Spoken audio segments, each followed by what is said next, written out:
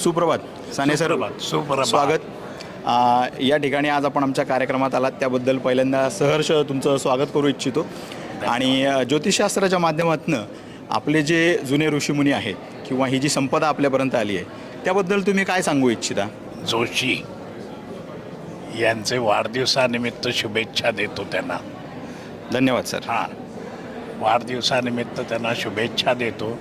आणि त्यांनी ज्योतिषशास्त्रासाठी अनेक चांगले उपक्रम जे राबवत आहेत आणि यापुढेही आपल्याला दिसतील अशा सर्व उपक्रमांना मी सुयश चिंतितो.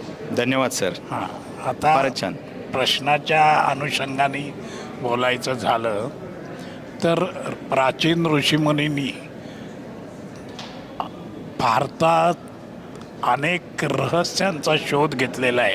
होय सर. आणि त्यातलं एक रहस्य म्हणजे ज्योतिषशास्त्र आहे. त्यातलं एक रहस्य म्हणजे ज्योतिषशास्त्र आहे. ज्योतिषशास्त्राचा उगम हा खूप पुरातन कालापासून आहे. बरोबर सर. आणि तो आजतागायत चाललेला आहे. बरोबर. त्यात प्रत्येक पिढ्यानपिढ्या काही ना काही मोलाची भर त्यात पडत आहे आणि ही अतिशय चांगली गोष्ट आहे.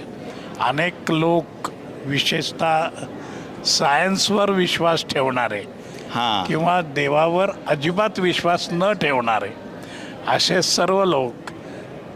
सर्व लोक या ज्योतिषशास्त्राच्या मागे ठामपणे उभे राहिलेले आहेत. वा वा सर, फारच महत्त्वाचा मुद्दा आहे. आणि ही शास्त्राच्या दृष्टीने अतिशय चांगली गोष्ट आहे.